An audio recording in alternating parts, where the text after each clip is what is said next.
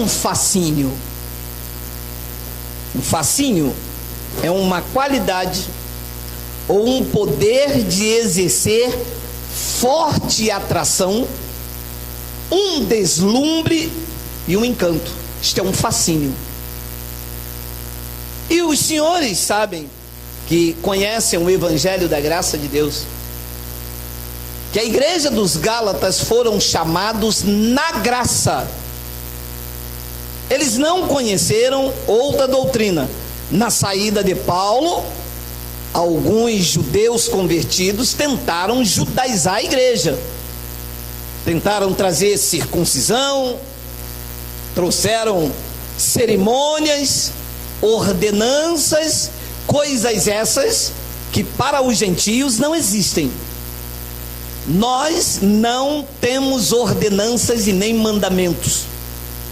Colossenses capítulo 2, versículo 13, diz que na cruz do Calvário, Jesus rasgou o escrito de dívida, e o que era contrário a nós, ele tirou do meio da igreja do novo pacto e cravou na cruz.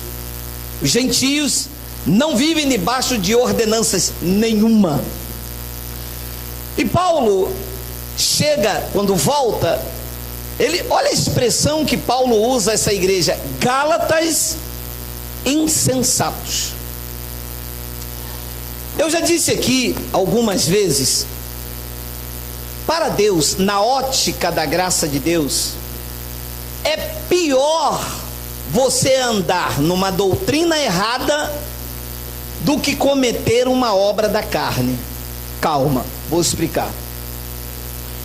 Quando você comete uma obra da carne, não abala Deus, porque aquilo que o homem semear, isto mesmo ele colherá.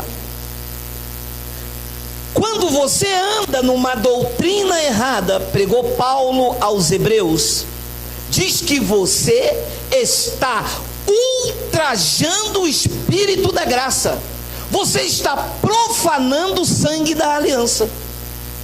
Então, todas as vezes, e eu falo aos que conhecem o Evangelho da Graça de Deus, todas as vezes que um pastor diz assim: traz esse irmão aí que eu vou purificar ele na água, eu estou profanando o sangue de Jesus, dizendo que o sangue de Jesus não purificou aquela vida, e que será eu, aplicando mergulho na água, que vou purificá-lo. Isto aqui é profanar o sangue de Jesus, é dizer que o sangue de Jesus não serviu para purificar você, e que é a água da piscina que vai te lavar.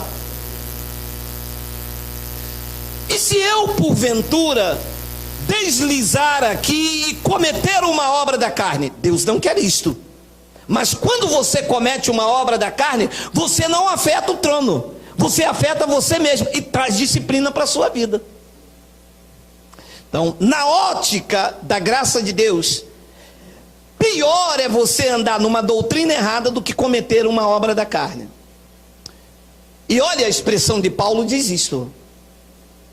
Esta igreja aqui era uma igreja espiritual, chamada para andar na graça. Paulo chamou eles de tolo. Ó insensato, Gálatas, vocês perderam a sensatez, vocês são insensatos. Se você ler a epístola de Paulo aos Coríntios, no capítulo 1, no versículo 4, Paulo diz: eu dou graças a Deus por vocês. E quem eram os coríntios? Uma igreja extremamente carnal. Então, na ótica da graça de Deus, você está andando, cometendo uma obra da carne, faz mal, mas você não toca o trono. Você está andando numa doutrina errada, você faz pior, porque você profana o sangue. Então Paulo vem a essa igreja e diz: Gálatas insensatos, quem vos fascinou a vós outros? Porque a vocês, e eu estou atualizando o software, a vocês Cristo foi apresentado como Jesus de Nazaré, como filho de Davi. Jesus foi apresentado como crucificado. Então, a doutrina parte então para o Cristo que ressuscitou, porque ele não ficou na cruz. Ele ressuscitou, e uma vez crucificado no passado, ele está vivo porque ele ressuscitou. Então Paulo perguntou: o que vocês estão vivendo não é a realidade do Evangelho, é um fascínio, é um deslumbre. E a religião é mestre em fascinar os crentes. Eu conheço pessoas fascinadas por tamanho de templo, pelas cadeiras luxuosas, pelos corais que a igreja tem, mas não estão fascinadas pela verdade. Os crentes em Cristo Jesus estão vivendo fora da doutrina do Evangelho da graça de Deus um fascínio. E se você der uma brite a um crente, e você sacudir o crente, cai toalhinha, cai pé de coelho, cai fita, cai tudo, menos Evangelho. Se você parar um crente e falar, abre em Tito, ele se embaraça todo. Se você perguntar a ele qual é a campanha que está sendo feita na igreja, ele diz a campanha atual, diz a que passou e diz a que virá. Ele está fascinado com uma promessa de que ele vai conseguir, de que ele vai conquistar, e isto fascina. Então olha o que Paulo disse em Atos capítulo 17. Atos, capítulo de número 17, versículo de número 22. Olha lá: então Paulo, levantando-se no meio do aerópago, disse: senhores atenienses, em tudo eu vos vejo acentuadamente religiosos. Acentuadamente religioso. E quando você fala que uma pessoa é religiosa, na mente do evangélico, sabe o que vem? Essa pessoa é católica, não é? Porque o senhor disse que ela é religiosa. Religioso é todo e qualquer expressão externa que se mostre santidade ou intuito de agradar a Deus. Esta é uma pessoa religiosa. Seja ela católica, espírita, evangélica, se ela vive debaixo de amuletos, objetos consagrados, segurando fita, isto é uma religiosidade. Se ela tenta mostrar uma santidade com roupa, com coque, isto é uma religiosidade. Se ela acha que ela é mais santa do que aquele irmão porque ela fica sem comer, isto é uma religiosidade. E Paulo, quando chega lá em Atenas, ele diz: olha, senhores, em tudo eu vos vejo acentuadamente religiosos. Ponto e vírgula. Olha lá o que diz o 23. Por quê? Passando e observando os objetos do vosso... como é que eu sei que uma pessoa é acentuadamente religiosa? Porque ela carrega objetos de culto. Está claro para vocês? Está claro? Está claro. Paulo disse: o sintoma, o que vai detectar que a pessoa é religiosa, são os objetos de culto que ela carrega. Você conhece alguém que carrega objeto de culto? É um religioso. Meu amado, a religião acaba com o casamento, acaba com a vida, não exalta Cristo e leva a glória humana, traz soberba.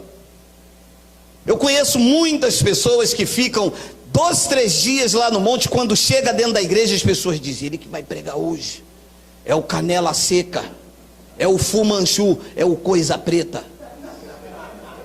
Porque ficou 2, 3 dias lá no monte. Isso é religiosidade. As pessoas querem ser conhecidas diante de Deus e diante da comunidade pelo seu exterior. Desde o antigo pacto, Deus disse: Deus não vê como vê o homem. O homem olha para a roupa, para os objetos de culto.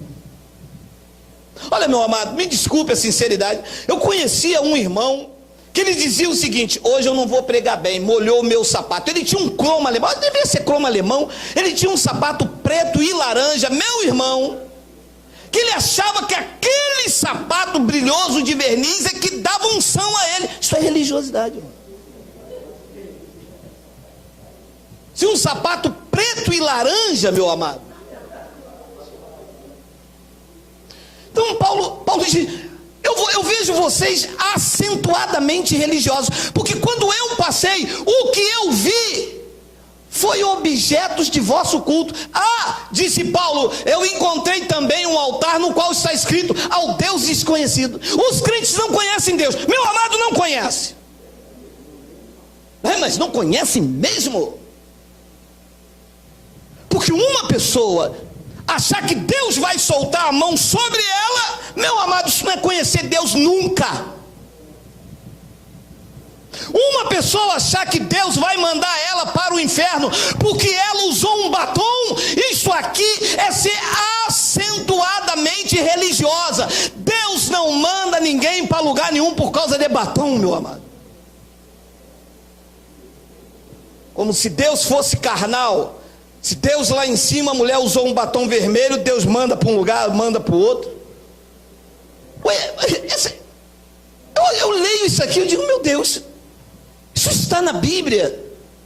Olha o que eles fizeram com objetos de culto: amuletos, confitas, garrafa d'água, água depois da oração, segurando vela, toalha, o tijolo da casa própria, essas coisas todas. E ainda escreveram lá: um altar no qual está escrito: ao Deus desconhecido.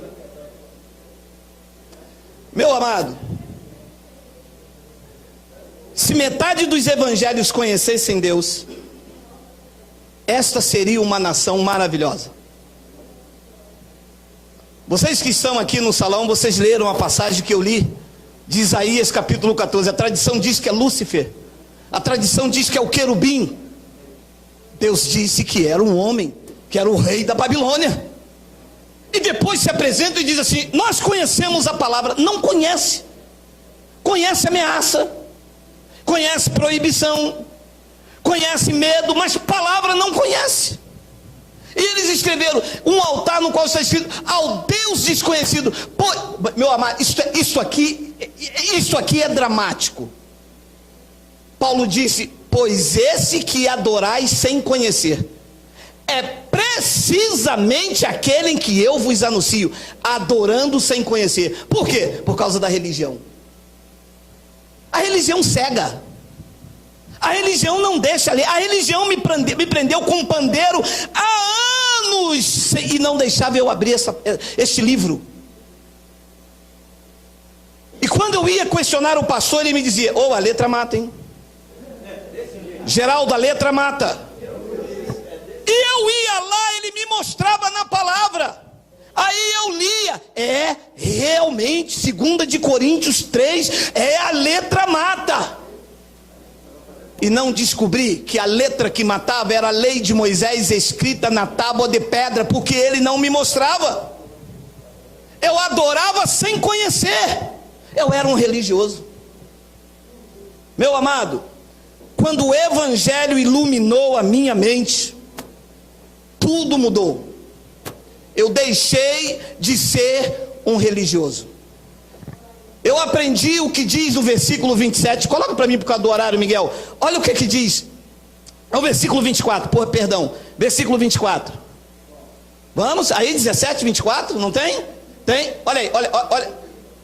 Por favor. Preste atenção nessa palavra aqui, meu irmão. Olha lá. O Deus que fez o mundo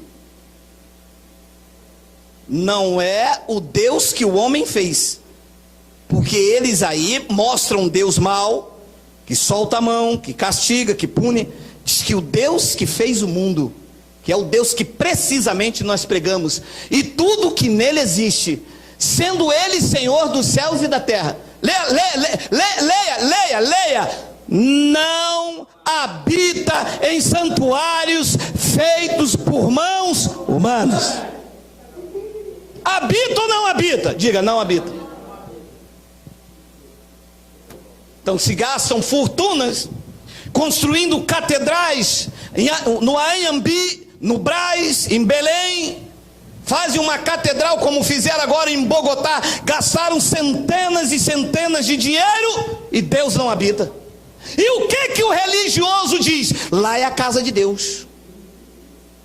Eu vou lá na casa de papai.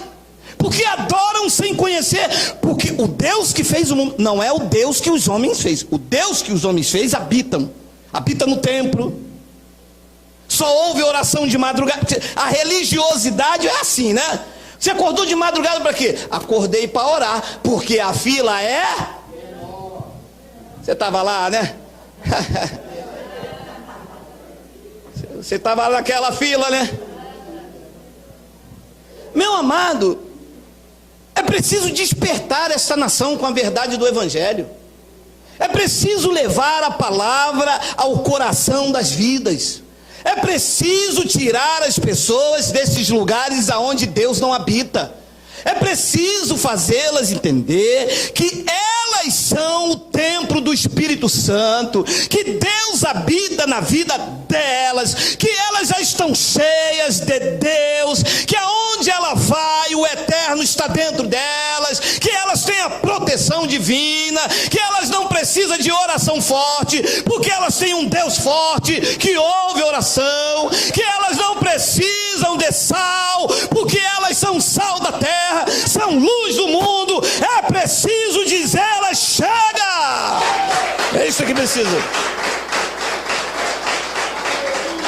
E o religioso vai gostando dessa, vai gostando, e as pessoas vão ficando fascinadas.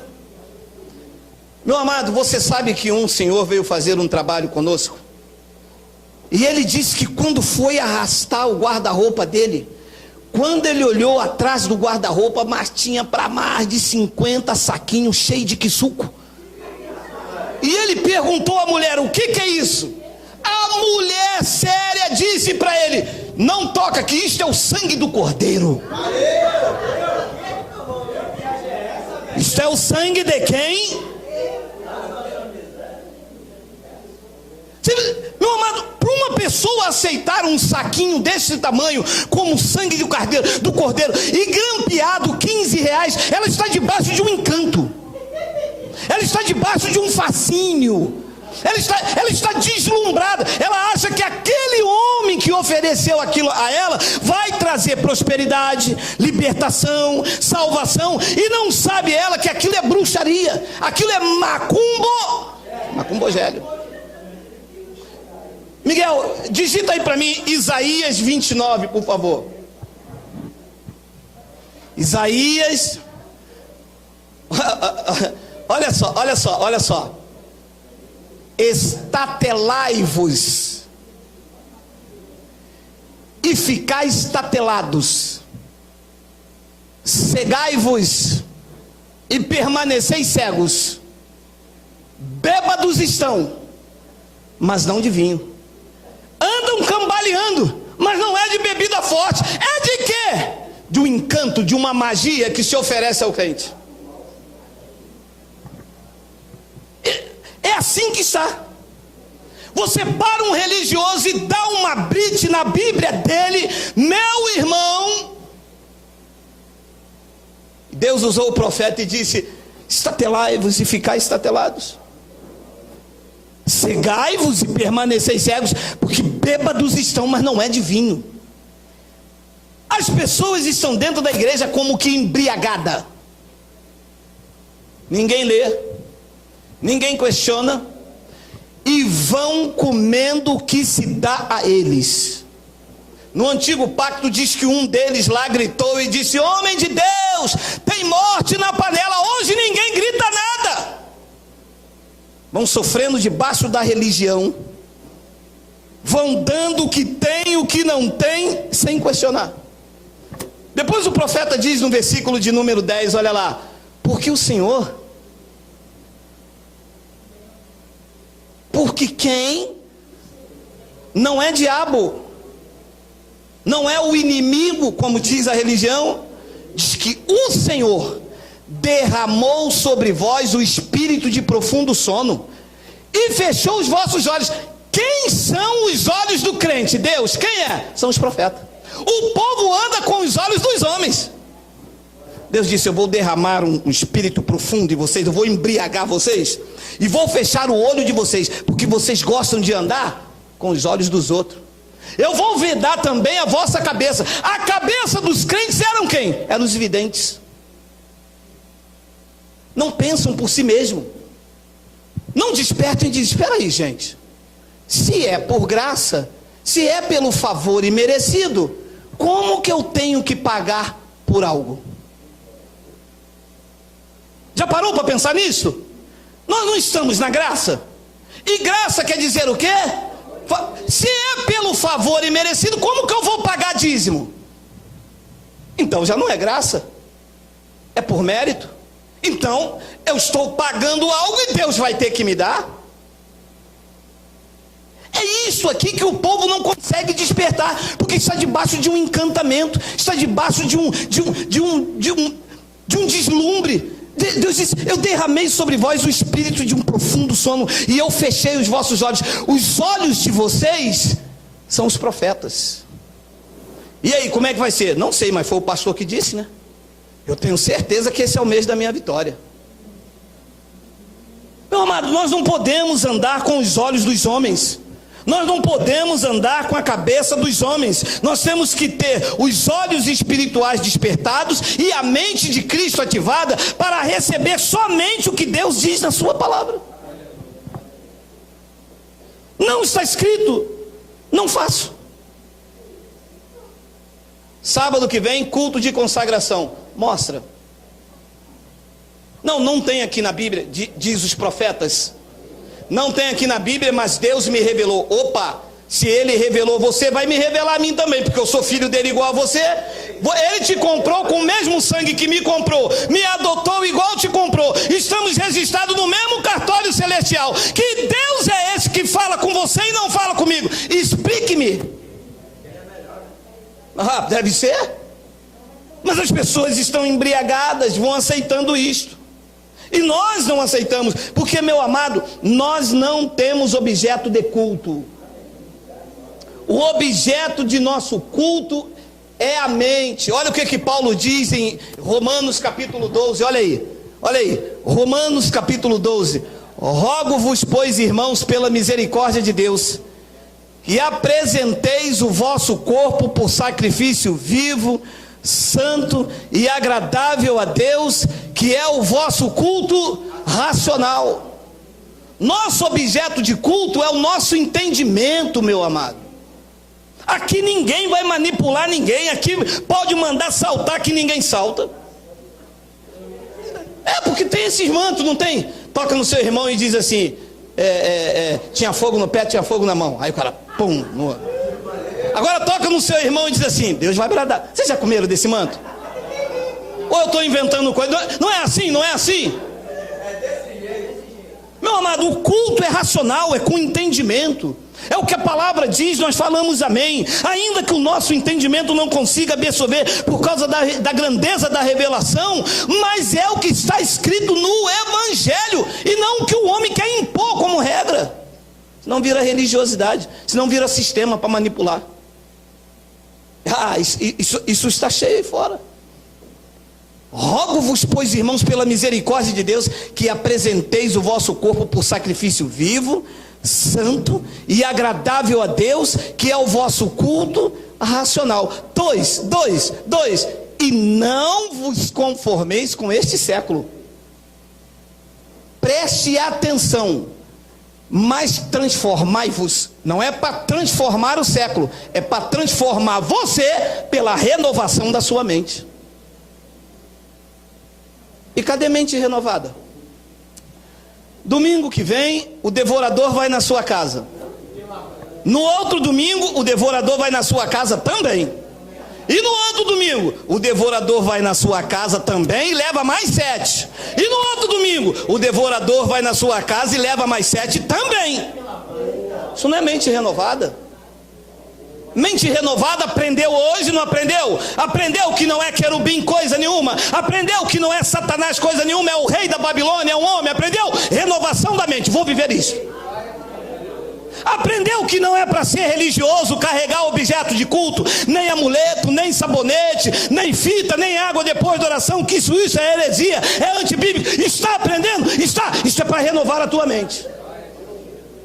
E essa renovação da mente, o que tem que governar a tua vida é o Espírito Santo que exalta Cristo, te mostrando as verdades do Evangelho, e não de uma igreja, e não de um dogma, e não de uma tradição, e não de uma convenção. É para mostrar a verdade do Evangelho.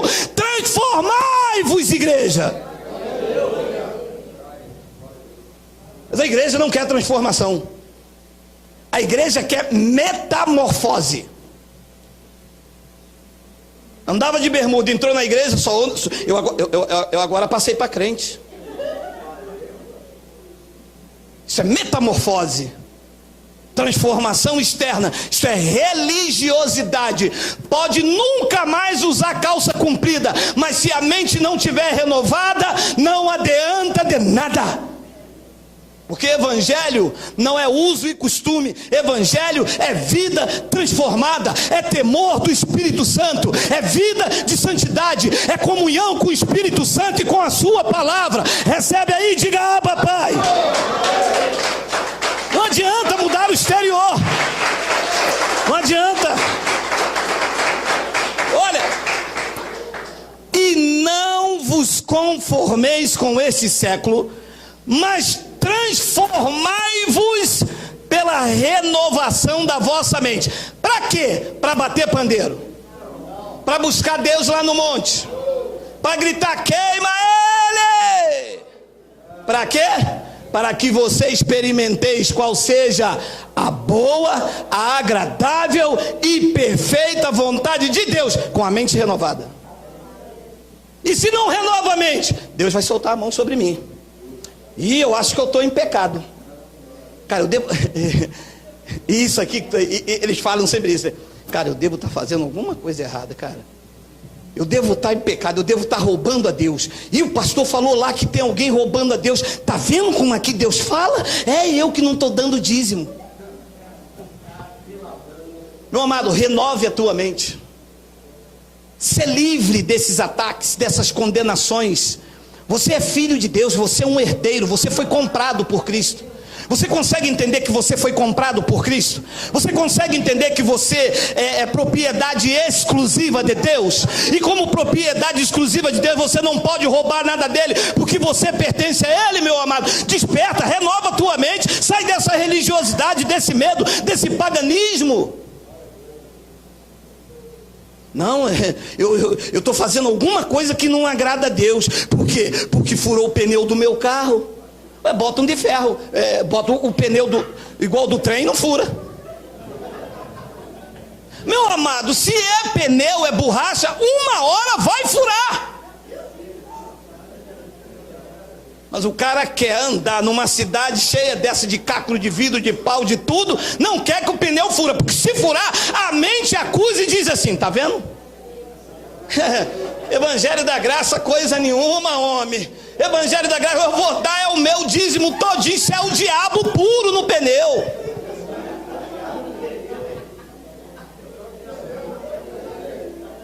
Meu amado, renove a sua mente.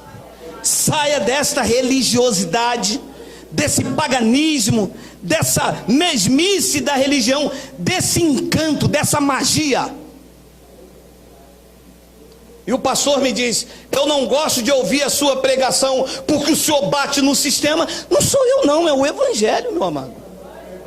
Se você ler as cartas de Paulo, elas são todas agressivas contra o engano, meu amado. Evangelho é a espada afiada de dois gumes, meu irmão. Paulo pregou à igreja dos Gálatas: se eu fosse agradar aos homens, eu não seria servo de Cristo. Evangelho que agrada o homem é evangelho para encher lugar, para prender, para dar carteirinha de membro, pastor carimbar e dizer: tu és daqui. Tu é de que igreja? Eu sou daquela igreja ali da esquina. Aqui minha carteirinha de membro, olha aqui. Ih, mas essa carteirinha não vale não, o pastor não carimbou ainda. Ih, tá vendo? Se Jesus vem agora, tá vendo? Vou voltar lá no pastor para ele carimbar. Vou voltar lá. Meu amado, se quando acabar essa reunião aqui, eu vou dar uma brita. Ó Deus bradando, olha Deus bradando aí no monte, olha aí, ó. Meu amado, deixa eu lhe dizer uma coisa com sinceridade. Nós somos cristãos autênticos, não somos religiosos. O que te define como cristão não é uma carteirinha dada por um homem com um carimbo. O que te define como cristão é o selo do Espírito Santo que Ele colocou na tua vida e que ninguém tira. Isso aqui te define como cristão.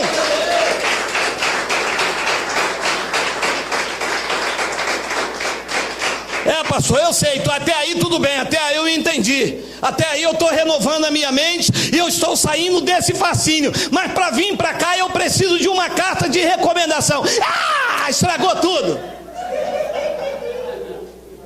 Carta de quê, meu irmão? Você é a carta escrita pelo Deus vivente, não em tábua de pedra, mas escrita pelo Espírito Santo no teu coração. Tu és a carta de Deus, é o Evangelho vivo, é o testemunho que Cristo está vivo, é você, meu amado.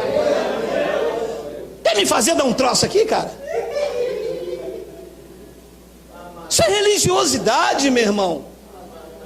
Isso é heresia. Deus tem a carteirinha. Olha aqui, olha quem assinou aqui: o presidente da convenção e o fundador do ministério. Se viesse para o evangelho, eu ia mostrar, olha aqui, você tem o selo do Espírito Santo. O que vale mais, o carimbo de um pastor numa carteira, ou você saber essa noite com a tua mente renovada, livre desse deslumbre, porque as pessoas ficam deslumbradas, e isso deixa o crente encantado.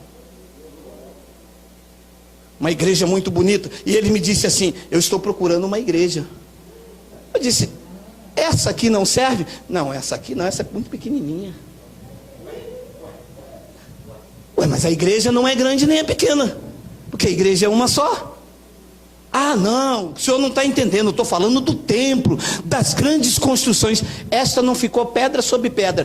Quem ergueu foi o dono da verdadeira igreja. E quem construiu essa que está aí são os homens para fascinar vocês. Vocês gostam de andar pelos olhos, vocês gostam da cadeira, tudo bonitinha, se deixar ter número e o nome de vocês escrito, mas vocês são presas deles, vocês são manipulados por eles, vocês são tosqueados, são enganados, são manipulados, e quando vocês, a verdade chega, eles chutam você para fora. Mas graças a Deus, que aqui é um manto da graça de Deus, que vai acolhendo esse povo, vai trazendo, porque é o braço de amor do Pai. Então isso é uma magia. Meu amado, o que está aí fora é uma magia. Venha hoje que Deus vai te dar a tua bênção. Hoje? Mas o Evangelho diz que Ele já me abençoou com algumas.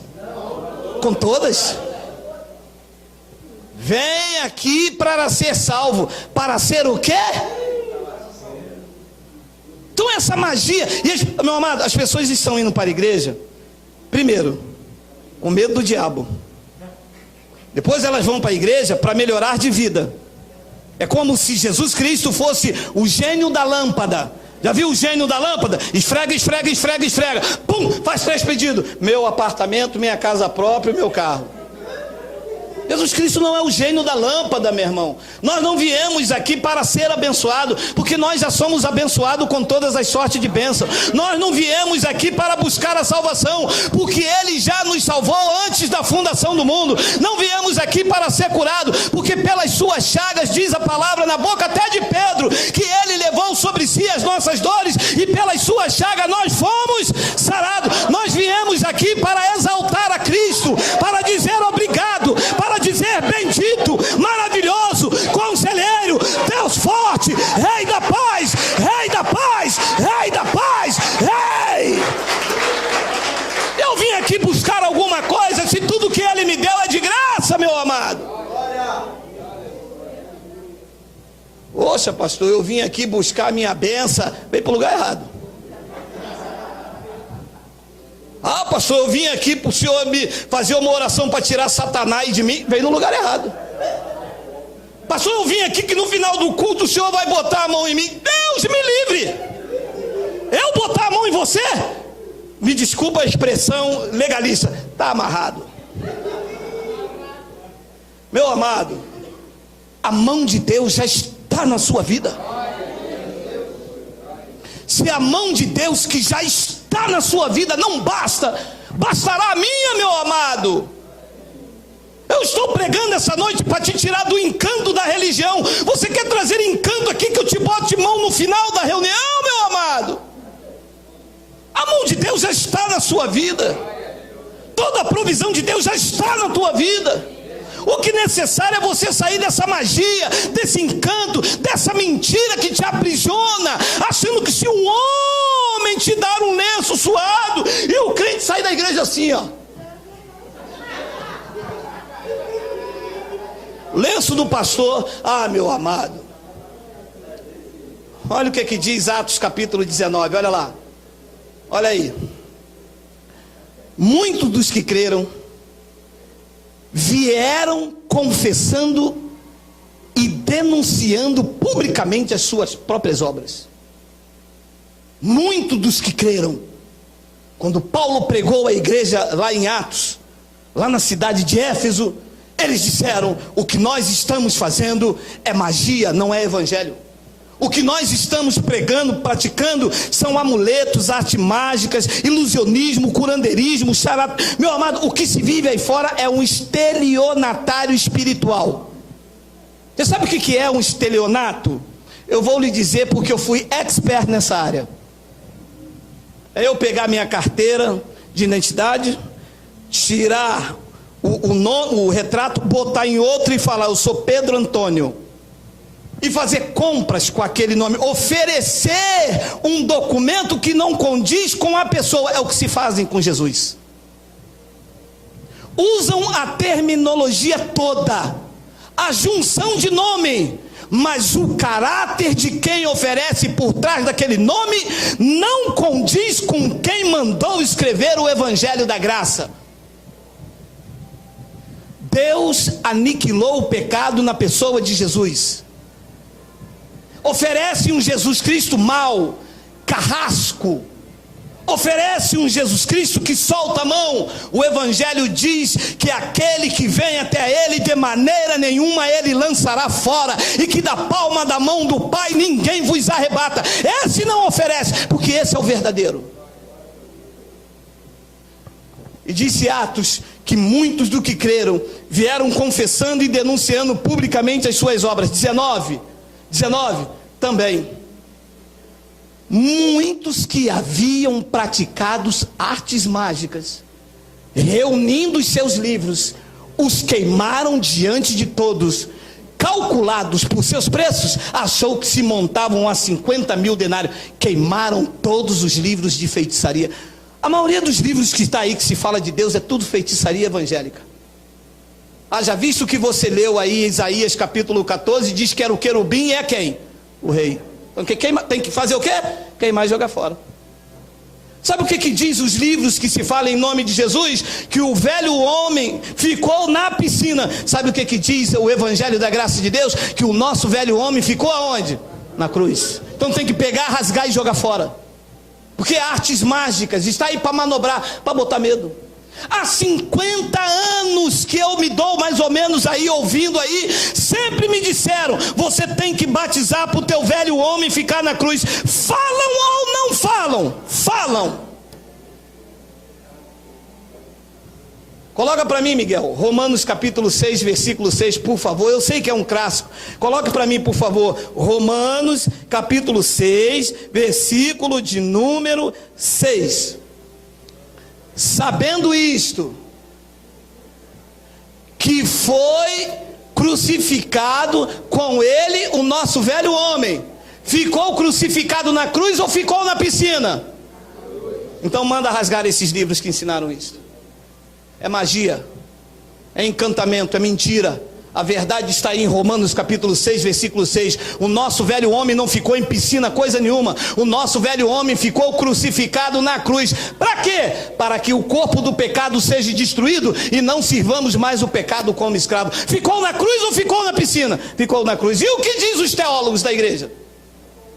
E o que diz os livros da escola dominical? E diz que quando Paulo pregou estas verdades, eles vieram rasgando os seus livros, suas artes mágicas, um montante que se fizeram mais de 50 mil, acho que era denário. O que está aí como ensino evangélico tem que rasgar tudo, jogar tudo fora e aplicar o evangelho da graça de Deus para libertar a mente do crente. É o evangelho e não os teólogos. Os teólogos da igreja deturparam a mensagem de Paulo. Haja visto que os crentes estão com medo. Estão com medo do diabo. Os crentes não estão com medo do diabo? Separa um crente, qual é o maior medo do crente? O diabo. O maior medo do crente é o diabo. O segundo maior medo é o inferno. O terceiro maior e de todos é o medo do pastor. E as epístolas de Paulo botam tudo isso por fora. As epístolas de Paulo acabam com toda a religiosidade, com toda a mentira evangélica. E é por isso que Atos diz, volta lá em Atos, Miguel, por favor. Atos capítulo 19, versículo 19. É isso? Nós temos 10 minutos, olha lá, olha 19. Também muitos do que haviam praticado artes mágicas, praticavam artes mágicas, reunindo os seus livros, que os queimaram diante de todos. Calculados os seus preços, achou-se que montava 50 mil denários. Uma senhora lá de Belo Horizonte deve estar nos assistindo agora, escritora. Ela disse para mim: pastor, depois que eu ouvi tuas mensagens, eu rasguei meus livros de teologia, joguei tudo fora, porque tudo que me ensinaram e eu pregava está contrário da Bíblia. Da Bíblia não, está contrário do Evangelho, porque a Bíblia é um monte de livros e a nossa doutrina não é bíblica. Que? É isso aí. Se a nossa doutrina fosse bíblica, nós tínhamos que aplicar Malaquias em vocês, porque Malaquias é bíblico. Se a nossa doutrina fosse bíblica, nós tínhamos que aplicar Levítico em vocês, porque Levítico é bíblico. Mas a nossa doutrina é a sã, é a pura, é a saudável, é a que foi revelada a Paulo para a igreja dos gentios. É isso que nós devemos aplicar. Porque nós não podemos aplicar Bíblia no crente. Abre aí, Miguel, Malaquias capítulo 1, versículo 1. 10 minutos, 10 minutos. Malaquias capítulo 1, versículo de número 1. Tem aí? Lê comigo. Olha o que se apresenta como teologia aí fora. Vamos ler. Malaquias capítulo 1, versículo 1. Sentença pronunciada pelo Senhor contra a igreja do novo pacto, contra os gentios. Contra quem? Quem é de Israel, diga amém. Ninguém. Não, ninguém mesmo. Não, porque eu já falo logo. Malaquias é o livro da lei que está na Bíblia, mas é para os de Israel. E nós somos gentios. Então o que é que tem que fazer com a teologia mostrada, aplicando Malaquias em cima do crente? Rasgar, jogar fora. E trouxe essa magia para todo mundo. As pessoas, meu amado, a magia, o fascínio, o encanto é tão grande que o crente vive até hoje com medo do gafanhoto, pensando que é o... Mas é um gafanhoto. Porque estão debaixo de uma magia, de um fascínio, de um deslumbre. E só a pregação do Evangelho é capaz de fazê-los rasgar isso. Nós somos gentios, nós não somos de Israel. Nós temos a sã doutrina, o Evangelho revelado a Paulo no terceiro céus, a única palavra com potencial para tirar toda esta manobra que estão dentro das igrejas. É a única. O resto está recheado de paganismo, de tudo que é para os judeus, mas nós vivemos o evangelho da graça. Olha o que diz Romanos capítulo 15, já estou terminando o versículo 12, olha lá. Também Isaías diz: haverá raiz de Jessé, aquele que se levanta para governar os judeus. O que nasceu da raiz de Jessé, o profeta estava profetizando, ele se levanta para governar os gentios, e os gentios esperarão nele. Nós somos gentios, nós esperamos no Cristo ressuscitado. Não é em amuleto, não é em pedaço de pau, não é em pedaço de fita, não é água depois da oração, não é a rosa de Saron, não é uma porta onde as pessoas têm que passar, não é punhado de sal, não é corredor de fogo, não é um anjo que veio do céu. A profecia de Isaías dizia que haverá da raiz de Jessé aquele que se levanta para governar os gentios. Os gentios têm um governador e o seu nome é Jesus Cristo, Rei de reis e Senhor dos senhores, e mais ninguém.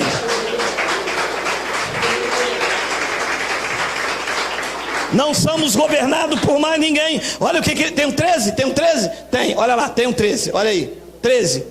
E o Deus da esperança, não é o Deus de guerra, não é o Deus da batalha, não é o Deus do desespero, não é o Deus que vai abandonar, não é o Deus da macumba, é o Deus da esperança, vos enche de todo gozo e paz no vosso crer, para que sejais ricos de esperança no poder do Espírito Santo. O Deus da esperança. Nós temos que sair da magia evangélica, temos que sair da acusação, do medo, do pânico. Você entra numa reunião como esta, o que você ouve falar de diabo, o que você ouve falar de desgraça, de que a cuca vai pegar, do que o boi da cara preta, do que o curupira, mas você ouve tanta ameaça que você sai com mais medo do que você entrou. Não há esperança, esperança só há no evangelho. Romanos capítulo de número 8. Pois todos os que são guiados pelo bispo, pelo pastor, pelo apóstolo. O apóstolo pode. Não, apóstolo está na moda. Apóstolo está na moda. Todos os que são guiados pelo apóstolo, não.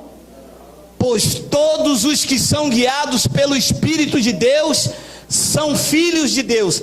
15. Porque não recebeste o espírito de escravidão para viverdes outra vez atemorizado, mas vocês receberam o espírito de adoção, baseado no qual vocês clamam: terra. Jeová Shalom, creme, craque, sambambaia. O espírito de adoção que vocês receberam clama: Abba, Pai. Aí um senhor ouviu a nossa pregação e falou: o que quer dizer Abba, Pai? É línguas estranhas? Falei: meu amado, há quanto tempo você está na igreja? 30 anos só. Você nunca leu Romanos, nunca leu Gálatas, porque são expressões do evangelho, da graça de Deus. Diz que nós não recebemos um espírito de escravidão que fascina, que deixa com medo. E aí, meu irmão?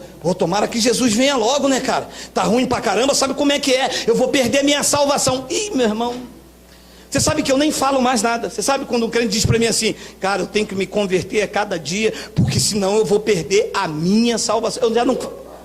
Eu já sabe o que eu falo com ele? Meu irmão, o Neymar vai jogar o Tite, porque é melhor falar de futebol do que falar de evangelho. Salvação não se perde, meu irmão. No antigo pacto, Deus disse o seguinte: pode uma mulher porventura esquecer do filho do seu ventre? Responderam lá: talvez não. Deus disse: ainda que ela se esqueça, eu todavia não me esquecerei de vocês. Vocês estão gravados na palma da minha mão. Depois Jesus Cristo veio, nos dias de sua carne, e disse o seguinte: aquele que me deu vocês é maior do que tudo, e da palma da mão do Pai ninguém vos arrebata. Ninguém quer dizer quem? Ninguém. Depois Paulo vem em Romanos no capítulo 8, recebe a revelação do terceiro céu e diz, sabe o que? Nem morte, nem vida, nem altura, nem os anjos, nem o principado, nem as coisas do presente, nem as coisas do porvir, nem nenhuma outra criatura poderá nos separar do amor de Deus que está em Cristo Jesus, o nosso Senhor. Quem pode nos separar de Deus? Ninguém. O que a religião diz?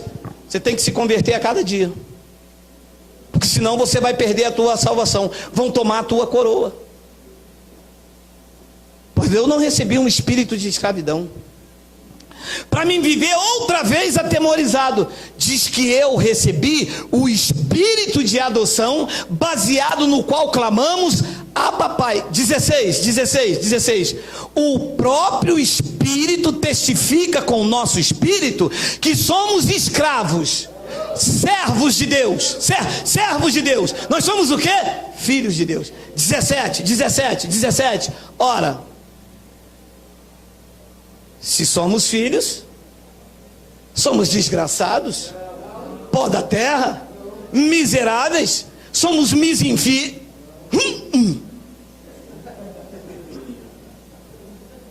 Meu amado, se somos filhos,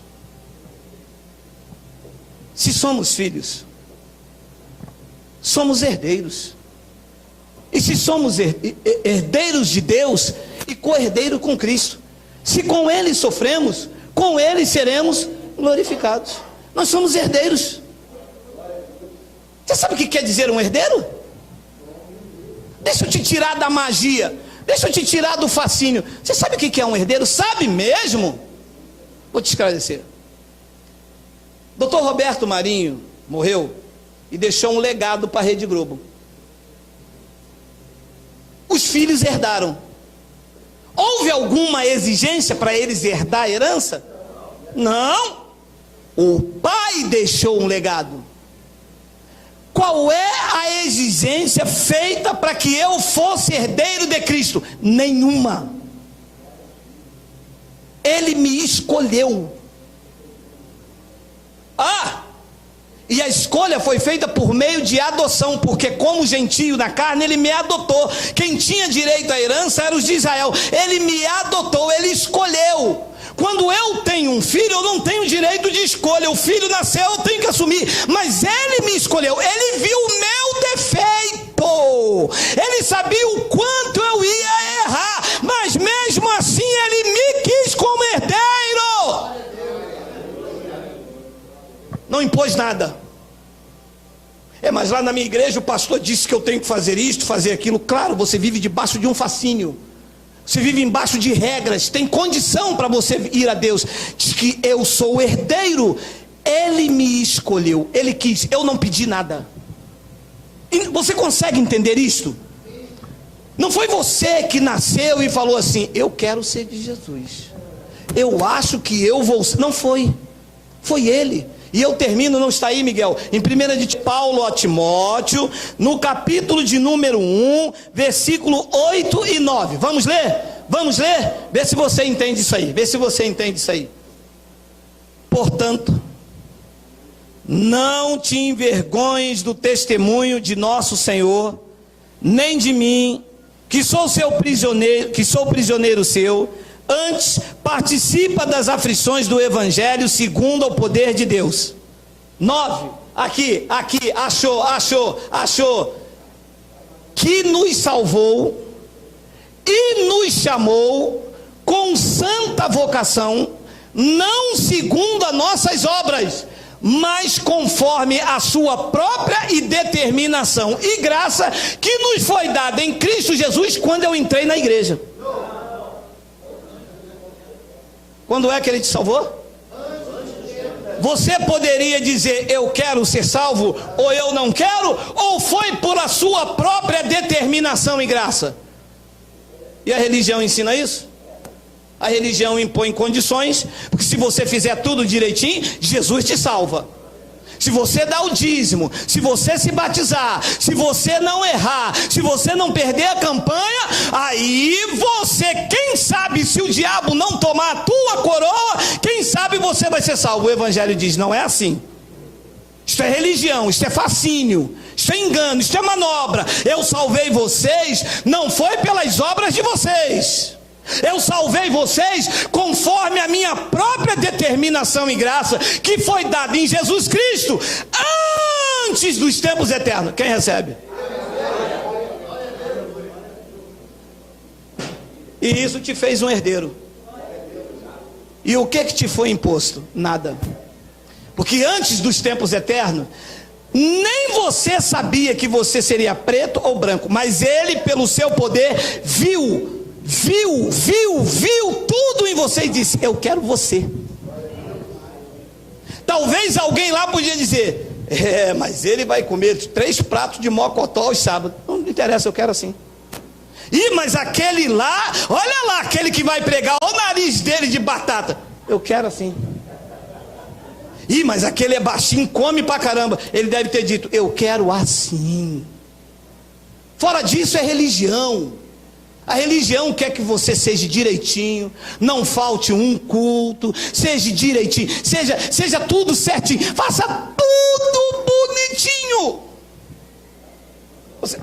Você já leu isso em algum lugar da tua vida? Fala a verdade, que nos salvará, que nos salvou, está salvo, não tem como dessalvar, que nos salvou, e nos chamou com uma santa vocação, não segundo as nossas obras.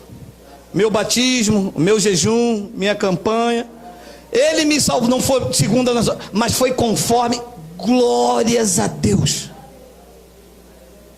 Olha, estamos passando 5 minutos, sabe o que um pastor lá de Pernambuco disse para mim? Pastor Haroldo, ele deve estar assistindo. Ele disse assim, eu odeio o senhor. Porque o senhor não é homem, o senhor não é, o senhor é um cabra da peste. Eu mostrei até minha esposa, o senhor não tem vergonha, porque o senhor fica mostrando essas coisas para os crentes. Ué, meu amado, isso é a coisa mais linda que existe no Evangelho, é esta passagem aqui. Não dependeu de mim, não dependeu do meu esforço, eu não fiz nada por merecer, e ele me disse, eu te salvo antes dos tempos eternos. Eu quero você, porque eu te amo, com os teus defeitos, com as tuas falhas, e enquanto você viver, eu faço a manutenção, porque tu és propriedade exclusiva minha.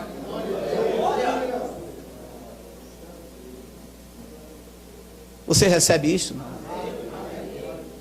Será que esta palavra te tira hoje do fascínio, do medo de ir para o inferno, de medo de passar na rua? Eu disse aqui domingo que vem, o crente vem andando, quando vê um prato de farofa ele dá licença. O crente com medo de um prato de farofa, meu amado, de fubá, salvo desde antes da fundação do mundo. Tu és de Jesus, meu irmão, sempre pertenceu a ele. É que o pecado de Adão tirou os judeus, mas da cruz para cá ele nos reconciliou. Nós estávamos mortos em pecado e em delito, e ele nos vive. Ele não teve obra de pastor, não teve jejum de pastor, não teve joelho de pastor, não teve campanha da missionária. Diz que foi ele, pela sua própria determinação e graça, que isso nos foi dado em Cristo Jesus antes dos tempos. Tem uma vírgula ali, eu vou ler para depois não dizer ela parou na vírgula lá. Lê o 10. E manifestado agora pelo aparecimento do pastor presidente da convenção. Ele chegou, manifestado agora pelo aparecimento do Salvador, de nosso Senhor, de nosso Salvador Cristo Jesus, o qual não só destruiu a morte, como trouxe à luz a vida e a imortalidade mediante a campanha. É mediante o que eu vos prego, é mediante o Evangelho do Senhor Jesus Cristo. Renove a sua mente, saia do fascínio da religião, Deus não pode abrir mão de você, nenhuma ovelha se perderá. Ele foi atrás de mim, ele me encontrou dentro de um calabouço, sem vida, morto, desesperançado, mas eu era dele desde antes da fundação do mundo, com um poder sobrenatural, transformou a minha vida, iluminou os olhos do meu entendimento, e é o que está fazendo com você, mediante o Evangelho, e a expressão dos nossos lábios é Abba. Vamos ficar de pé.